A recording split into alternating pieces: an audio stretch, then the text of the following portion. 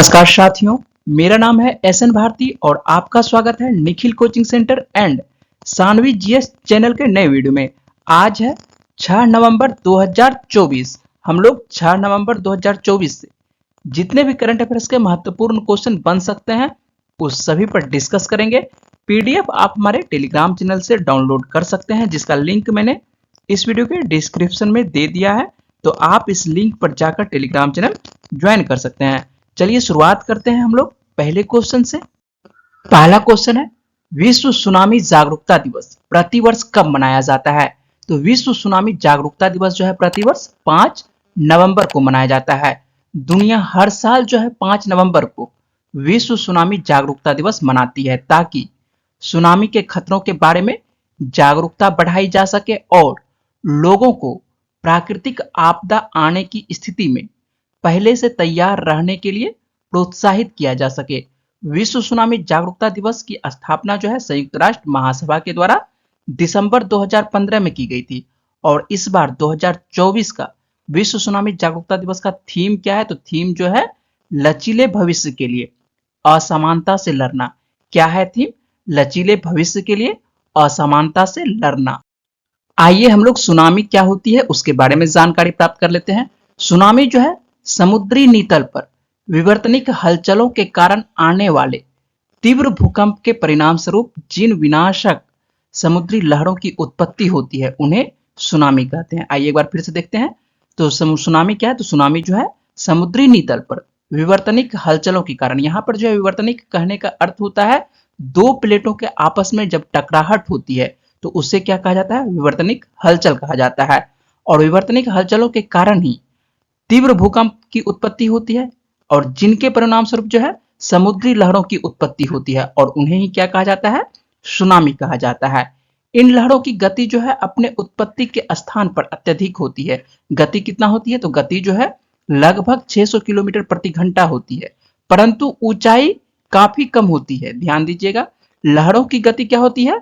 अत्यधिक होती है, लेकिन ऊंचाई क्या होती है? काफी कम होती है। ऊंचाई मात्र 3 से 5 फीट ही होती है। किंतु जैसे जैसे ये तटीय क्षेत्रों की ओर बढ़ती है इनकी ऊंचाई बढ़ती जाती है। क्या होती है?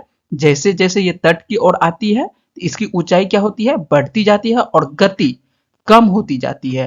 तट से जो है ये लगभग 80-100 फीट की ऊंचाई हो जाती है। तट के आसपास यदि हम लोग देखते हैं तो उसकी ऊंचाई जो है बहुत ही काफी हो जाती है। ऊंचाई लगभग जो है 80-100 फीट की ऊंचाई हो जाती है और गति कम जाती है। गति जो है लगभग आपको 150 से 200 किलोमीटर प्रति घंटा रहती है, और इसी रफ्तार से जो है ये तट के साथ टकराती है, जिससे क्या हो जाती है? यहाँ पर जो है अत्यधिक व्यापक रूप से विनाश होती है। यह जब गति देखते हैं, ये समुद्र की लहरें क्या होती है? समुद्र की लहरें तट के आसपास जो है बहुत ऊंची हो जाती है, लगभग 80 से 100 फीट ऊंचाई हो जाती है, और रफ्तार कितनी रहती है? रफ्तार आपको 150 से 200 किलोमीटर प्रति घंटा की रफ्तार से ये टकराती है आपको तट से, जिससे क्या होती है? इस क्षेत्र में जहां पर भी समुद्र ये सुनामी आती है उस क्षेत्र में काफी विनाश होती है। तो आप लोग समझ चुके होंगे कि सुनामी क्या होती है। नेक्स्ट क्वेश्चन है, हाल ही में विदेश मंत्री एस जयशंकर ने किस ऑस्ट्रेलियाई शहर में भारत के नए महावाणिज्य दूतावास का उद्घाटन किया है? यह ऑस्ट्रेलिया के ब्रिस्बेन शहर में जो है महावाणिज्य दूतावास का उद्घाटन किया गया है।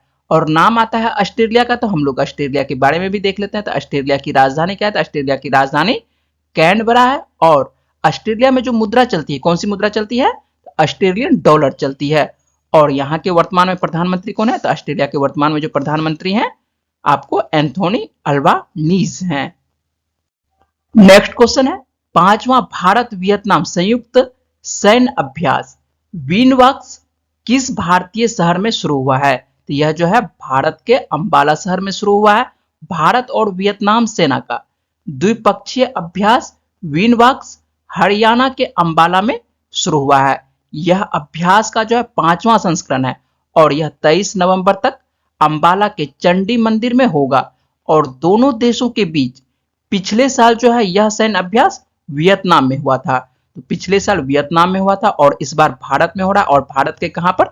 हरियाणा के अंबाला शहर में जो है यह द्विपक्षीय विनवॉक्स अभ्यास किया जा रहा है। और नाम आता है वियतनाम का, तो हम लोग वियतनाम के बारे में भी देख लेते हैं। तो वियतनाम की राजधानी क्या है? वियतनाम की राजधानी हनोई है। और यहां पर जो मुद्रा चलती है, कौन सी मुद्रा? वियतनामी दोंग चलती है। और वर्तमान में यहाँ पर राष्ट्रपति कौन बने हैं? तो यहाँ पर नए राष्ट्रपति बने हैं, लुओंग कुओंग बने हैं। हाल ही में वियतनाम के नए राष्ट्रपति बने हैं, कौन बने हैं? तो लुओंग कुओंग बने हैं। नेक्स्ट क्वेश्चन है, किस देश ने भारतीय पर्यटकों के लिए वीजा मुक्त प्रवेश को अनिश्चित काल के लिए बढ़ा दिया है? तो यह जो है थाईलैंड के द्वारा जो है भारतीय पर्यटकों के लिए वीजा मुक्त प्रवेश को अनिश्चित काल के लिए बढ़ा दिया है। यह नीति जो है मूल रूप से 11 नवंबर 2024 को समाप्त हो रही थी, लेकिन थाईलैंड जो है भारतीय नागरिकों के लिए बिना वीजा के 60 दिनों तक रहने की अनुमति देता है। तो यह नीति जो है 11 नवंबर को समाप्त हो रहा था, लेकिन थाईलैंड जो है अब इसे अनिश्चित काल के लिए बढ़ा दिया है। और थाईलैंड में बिना वीजा के आप 60 दिन तक रह सकते हैं। और नाम आता है थाईलैंड का, तो हम लोग थाईलैंड के बारे में भी देख लेते हैं। थाईलैंड की राजधानी क्या है? तो थाईलैंड की राजधानी बैंकॉक है। यहां पर जो मुद्रा चलती है, थाईलैंड में जो मुद्रा चलती है, कौन सी मुद्रा? थाई बहत चलती है। और थाईलैंड के वर्तमान में जो प्रधानमंत्री कौन है? तो यहाँ की जो नई प्रधानमंत्री बनी है, कौन बनी है? पेंटोगर्टान सिनावात्रा बनी है। तो पेंटोगर्टान सिनावात्रा जो है थाईलैंड की नई प्रधानमंत्री बनी है। नेक्स्ट क्वेश्चन है, कॉलिंस डिक्शनरी ने वर्ष 2024 का शब्द किसे घोषित किया है? तो कॉलिंस डिक्शनरी के द्वारा जो है 2024 का शब्द ब्रैट शब्द को घोषित किया गया है। गायिका चार्ली XCX द्वारा पुनर्भाषित और लोकप्रिय किए गए शब्द ब्रैट ने 2024 में नया अर्थ ग्रहण किया है। इसे कॉलिंस डिक्शनरी का वर्ड ऑफ द ईयर नामित किया गया है। मूल रूप से एक दुर्व्यवहार करने वाले बच्चे का वर्णन करने के लिए इस्तेमाल किया जाने वाला ब्रैट अब जो है कॉलिंस के अनुसार आत्मविश्वासी, स्वतंत्र और सुखवादी दृष्टिकोण को दर्शाता है।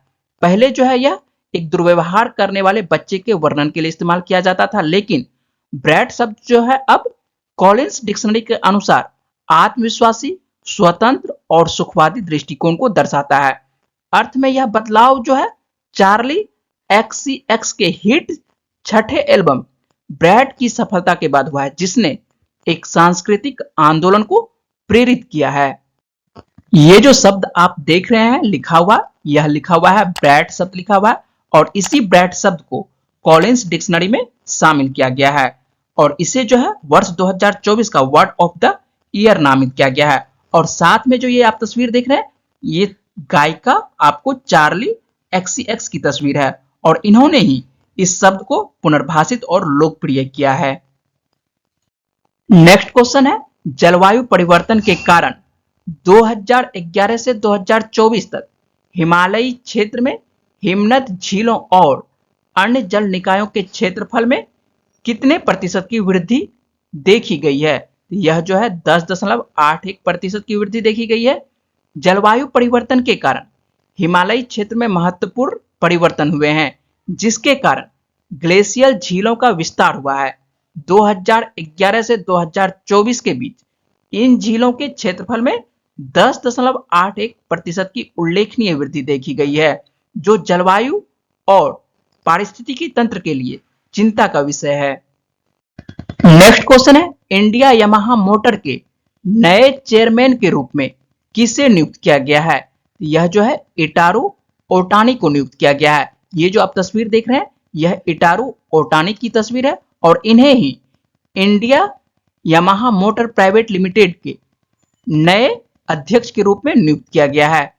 और नाम आता है यामाहा का, तो यामाहा के बारे में हम लोग देख लेते हैं। यामाहा मोटर कंपनी जो है एक जापानी मोबिलिटी निर्माता है, जो मोटरसाइकिल, मोटरबोट, आउटबोर्ड मोटर और अन्य मोटर चालित उत्पाद बनाती है। क्या क्या बनाती है यह? तो यह जो है मोटरसाइकिल बनाती है, मोटरबोट बनाती है, आउटबोर्ड मोटर बनाती है, अन्य मोटर चालित उत्पाद बनाती है। और इस कंपनी की स्थापना कब होती है? तो इस कंपनी की स्थापना जो है वर्ष 1955 में होती है। और इसका वर्तमान में मुख्यालय कहाँ है? इसका जो मुख्यालय है इवाता सुजुओका जापान में है। कहां पर है? जापान के सुजुओका शहर में है। और सुजुओका शहर में जो है एक छोटा सा जगह है, उसका नाम है इवाता नाम है।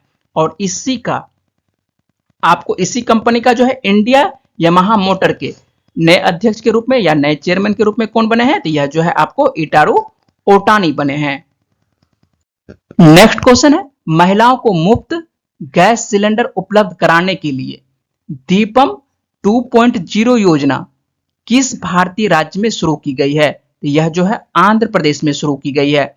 दीपम 2.0 योजना की शुरुआत जो है आंध्र प्रदेश के मुख्यमंत्री चंद्रबाबू नायडू ने श्रीकाकुलम के एदुपुरम में की थी, जिसका उद्देश्य जो है स्वच्छ खाना पकाने की ऊर्जा प्रदान करके और जीवन स्तर में सुधार करके महिलाओं को सशक्त बनाना है।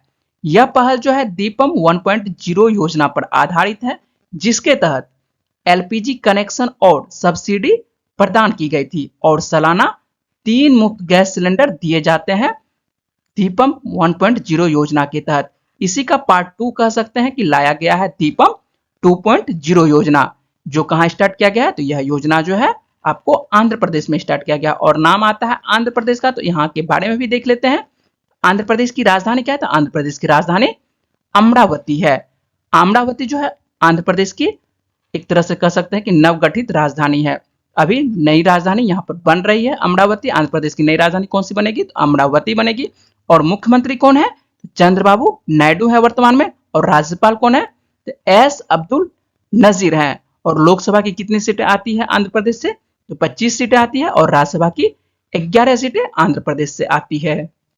नेक्स्ट क्वेश्चन है, भारत सरकार द्वारा शुरू की गई नमो ड्रोन दीदी योजना का प्राथमिक उद्देश्य क्या है? इसका प्राथमिक उद्देश्य जो है महिलाओं को सशक्त बनाए। नमो ड्रोन दीदी योजना महिला स्वयं सहायता समूहों को कृषि उपयोग के लिए ड्रोन से लैस करके उन्हें सशक्त बनाने के लिए बनाई गई है। दीनदयाल अंत्योदय योजना राष्ट्रीय ग्रामीण आजीविका मिशन का हिस्सा है। दीनदयाल अंत्योदय योजना राष्ट्रीय ग्रामीण आजीविका मिशन का हिस्सा है और यह पहल जो है एसएचजी के लिए 80% वित्तीय सहायता और प्रशिक्षण प्रदान करती है, जिससे महिलाएं उर्वरकों और कीटनाशकों के छिड़काव के लिए ड्रोन आधारित सेवाएं प्रदान करने में सक्षम होती है, जिससे फसल की पैदावार और दक्षता में सुधार होता है। पीएम ड्रोन दीदी योजना के तहत जो है महिलाओं को सशक्त बनाने के लिए महिलाओं को ड्रोन प्रदान किया गया है, जिससे महिलाएं जो है उर्वरकों और कीटनाशकों के छिड़काव का प्रयोग कर सकेंगे, जिससे क्या होगा कि फसल की पैदावार और दक्षता में सुधार होगा। नेक्स्ट क्वेश्चन है, नागालैंड के नव घोषित मेलुरी जिले में मुख्य रूप से कौन सी जनजाति निवास करती है? तो यहां पर जो है पोचुरी नागा जनजाति निवास करती है। मेलुरी जो पोचुरी नागा जनजाति का गढ़ है, अब नागालैंड का 17वां जिला बन गया है। तो नागालैंड का 17वां जिला कौन सा बना है? यह जो है मेलुरी बना है और जहां पर जो है पोचुरी नागा जनजाति निवास करती है। राज्य सरकार ने जो है मेलुरी उपमंडल को फेक जिले से अलग कर एक पूर्ण जिले का दर्जा दिया है, जो तुरंत प्रभाव से लागू हो गया है और नाम आता है नागालैंड का। तो हम लोग नागालैंड के बारे में देख लेते हैं। नागालैंड की राजधानी क्या है? तो नागालैंड की राजधानी कोहिमा है। वर्तमान में नागालैंड के मुख्यमंत्री कौन है? तो नेफ्यू रियो है। और राज्यपाल कौन है नागालैंड के? तो राज्यपाल जो है वर्तमान में ला गणेशन है। लोकसभा की कितनी सीटें आती है नागालैंड से? तो मात्र 1 सीट आती है और राज्यसभा की भी मात्र 1 सीट नागालैंड से आती है। पिछले वीडियो में मैंने आप लोगों से प्रश्न पूछा था, किस राज्य सरकार ने हाल ही में राज्य में विशेष शिक्षा जोन बनाए जाने की घोषणा की है? इसका सही आंसर होगा उत्तर प्रदेश। इसके बारे में मैंने पिछले वीडियो में पूरे विस्तार से बताया था और जिन्होंने इसका आंसर लिखे हैं उन्हें बहुत बहुत शुक्रिया और अधिकांश छात्रों का जो है आंसर सही है। आज का प्रश्न है, पहला एशियाई बौद्ध शिखर सम्मेलन कहां आयोजित किया जा रहा है? इसका सही जवाब क्या है वो जल्दी से आपको कमेंट बॉक्स में बताना है। और मुझे उम्मीद है कि इस वीडियो में मैंने जितने भी इंपॉर्टेंट क्वेश्चन पर बात की है वो पॉइंट्स आपको समझ में आए होंगे। अगर आपको वीडियो अच्छी लगी तो वीडियो को लाइक करिएगा, शेयर करिएगा और अपने दोस्तों को वीडियो के बारे में बताइएगा और चैनल को सब्सक्राइब यदि नहीं किए हैं तो जरूर सब्सक्राइब कर लीजिएगा, जिससे कि आपको प्रत्येक दिन करंट अफेयर्स मिलता रहे। चलिए मिलते हैं आप लोगों से अगली वीडियो में। तब तक के लिए अपना ख्याल रखिएगा, पढ़ते रहिए। वीडियो में बने रहने के लिए बहुत बहुत शुक्रिया, धन्यवाद।